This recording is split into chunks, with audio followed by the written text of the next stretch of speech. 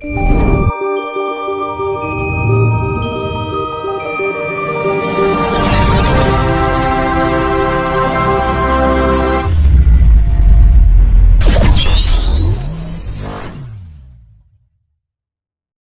nih maramu. Iya. Nah, wonten niku pripun Mbah cerita Mbah? Nek dipungaken kali kehidupane sakniki niku. Nek Petruk dadi ratu nek ceritane kuwi nek nunggone wewayangan kuwi ngene gampangane. Wong Petruk kuwi wong kawula. Yang alit timbang ini. Wong cilik kawula. Dadi antarane iso manunggali kawula lan Ndara. Ndara iku darane pemaratu kemene. Monggo Petruk kuwi kawula bisa dadi ratu, tapi dhek iku nyulap kembangane. Darane nyulap iku nyolong kembangane. Mulane iso dadi ratu kuwi Petruk iki Jari Gusti Allah kembangane. Jari Gusti Allah nek Petruk iki tak gawe lakon ngene iki iso kanggo tepo tuladane menungso kabeh tegese tepo tulodo iku ngene. Mulane kawula iku iso dadi bendoro. Iku bendoro tapi yo masa salakon kembangane. Nggih.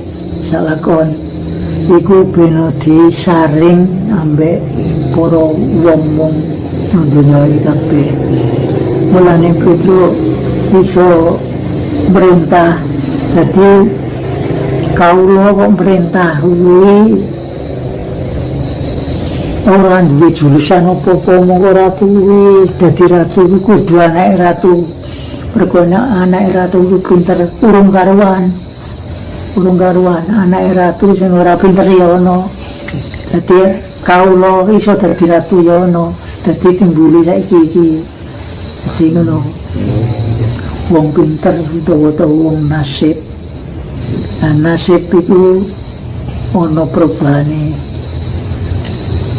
Nasib kodrat utawa takdir iku kabeh iku dilakoni dhewe, tapi nek pasti iku wis pasti iku dhewe wis wayahe ngono kae. Iku pasti. Dadi nasibku kena dirubah. Nasibku aku ki kok nyolong wae iku kaya elek tak rubahi nasibku iki. Iso umpamane aku ki kodrat awakku diompo. Usaha nanti itu ya nasib kalau takdir niku benten kali. Nek nasib kan pengen berubah ya. Tapi nek takdir betul itu. Takdir itu monggo cara jurusan wis karek sitok. Karek ngenteni nggone pasti ngono mau.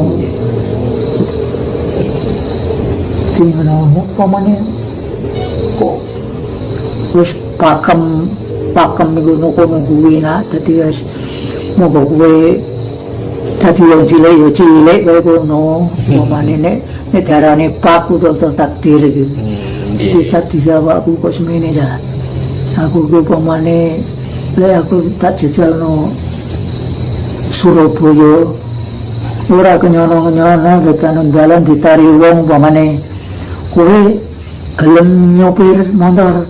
Dadi duwe tingkatan aku ki macul saiki dadi sopir dadi ini nasib ku ono perubahane. Nah nek takdir ku dadi wis matuk ambek nggone pasti ngono. Pun garis kan ya? Iya. Mbah terus jenengan dewa kan Petruk dados ratu kan sulapan gitu. Berarti kan tareng sulapan ku ngene mergo Truk kowe kudu nglakoni ngene. Nah iku nah bandaku apa aku ape iso dadi ratu ngene. Kowe nyipta pamane kowe dadi kongkonane ambek sik Kokrasana dadi kongkonane Pok Krasana kuwi utuh dadi kongkonane ambek Kunto. Kunto iku ratu lalang, ratu bento. Lah jajal pinter ndi ambek kowe. Iku sing nyiptakno. Nah, bentune piye? Lah Kunto iku negarane iku jak main ambek wong Astina wae negarane diduwehno kok iku wong bento. Lah nek kowe pinter to gak? Anane ku pinter ku piye? Kae jimate kae colong iku nek karane nyulap iku ngono. Jimate Kunto colong. Kuwi nyekeli jimat sing diarani Kalimasada nek saiki kalimat syahadat. Kalimasada kae colong. Nek kuwi wis nyekeli Kalimasada kae lha kuwi mbedah negara ndi kowe iso. Kok kuwi duwe sangu. Duwe bodo kembangane. Duwe sangu. Bedah negara ndi, bedah Sunya Wibawa.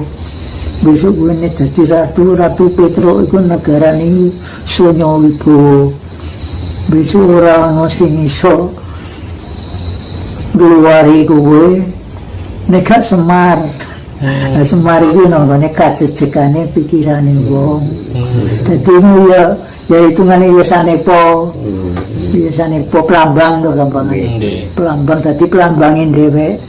Dadi wong iku nek wong iku wis pikire iku guling utawa ora duwe kaantepan. Duwe jimat kuwi dicolong wong ya ora roh. Nane kuwi duwe kaantepan mligi pikiran iku mau estokno. Jimate kabeh colong wong ora gelem jimate kuwi. Seneng melok wong iki sing wong jujur. Nggih. Ngono, nane wong ora jujur kuwi mau senengane main tekan negarane dikalahno ambek wong Astina diwehno. Dadi minggat ditundungno alas-alas kelurahan iku lakon. Mbah, nah ngoten niku mboten wonten akibate, Mbah. Masalahe kan piyambake kan dados pemimpin kan sulapan. Iya. Tapi bergomo sak lakon kuwi dadi sik Petruk kuwi ya monggo carane perkara ngono ya ora dihukum. Itu ora dihukum kuwi wis saiki wis wayahe lerene dadi iki ya. Ya saiki dadi Petruk meneh ngono wae.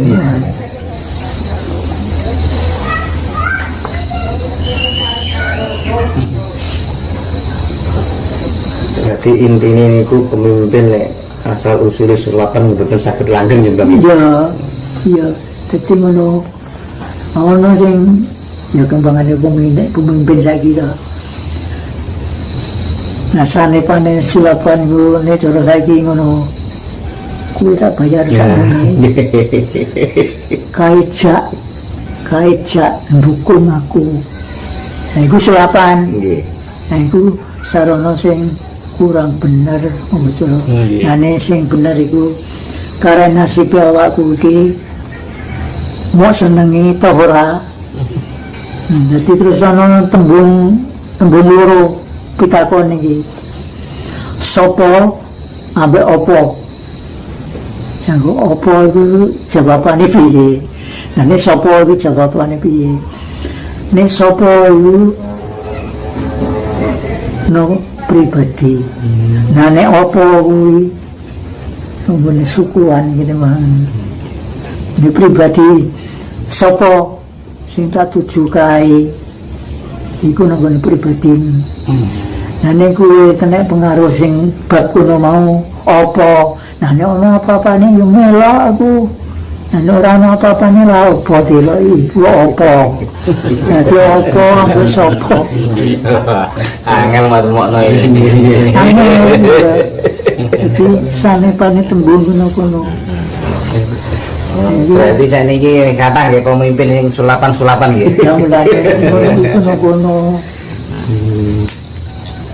Jadi tembung apa? Soale rata-rata pemimpin sakniki kan apa? Iya, ana apa-apa nih. Iya, nek gak ana apa-apane ora deloki.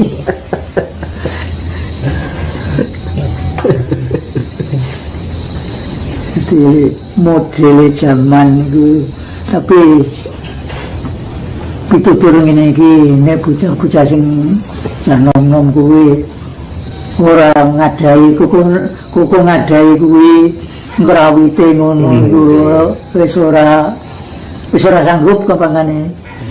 Dadi ngono kuwi ya wis ora usum saiki ngono. Tapi ya uga iso usum. Sing usumno ya batine dhewe-dhewe.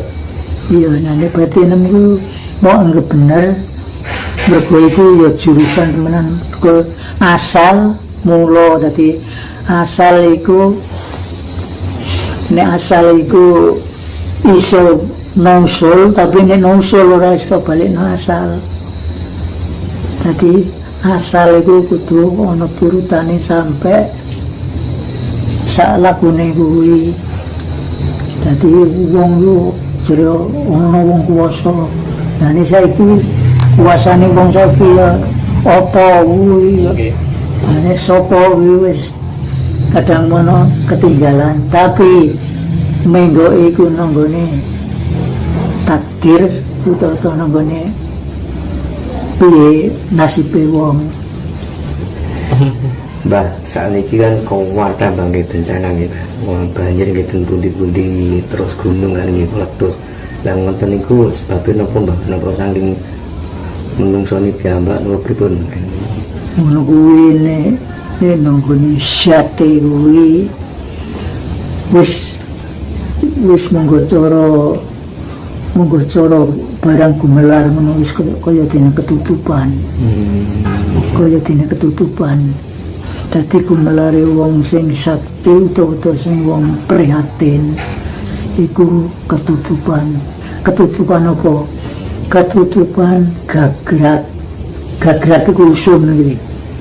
Usum. Nah si usum kuwi digawa saka zaman. Zaman wis ijo iki mokon balik kuning ya ora iso. Nah nek ijo iki besok iso nek kudu balik ireng kadang ora iso. Nah nek mokon balik kuning ora iso mergo asal iku ora iso.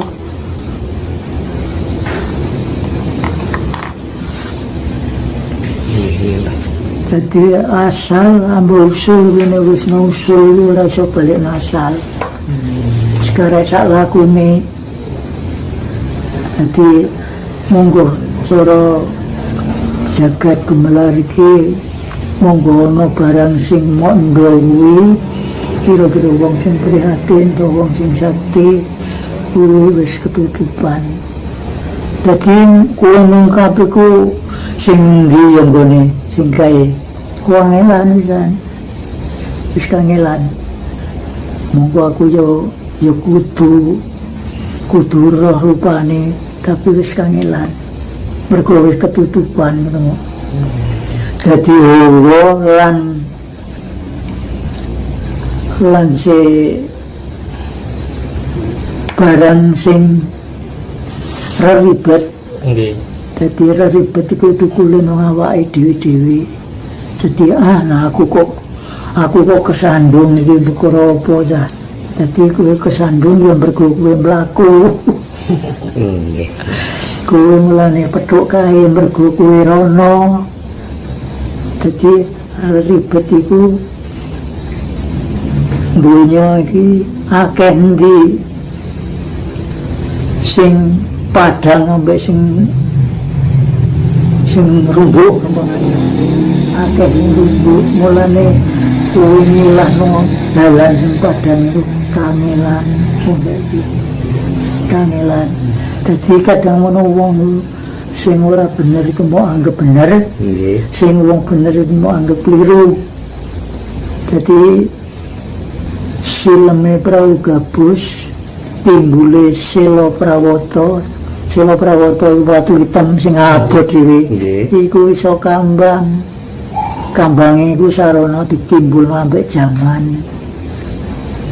zaman wis wayahe kambang Dadi gabus iku enteng, iku mesti ya kambang iso kelem.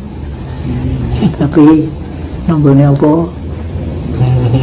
Nonggone sanepane tembung gampangane wong sing biyen iki wong sugih-sugih utawa kedunge monggo cara kali ngono kedunge iki saiki leter padha ora ana kedung ora ana sing geneng nek ora tau iki ya mergo wis zamane iku digugat ya wis ora kena mergo wis wayahe nek kedung ya tetep kedung kok ora iso jebul iso yo coba terap banjir mbak apa udah ya repeh podo ambek sing kadang ngono ge piyen pentongol gendeng iku saiki luntur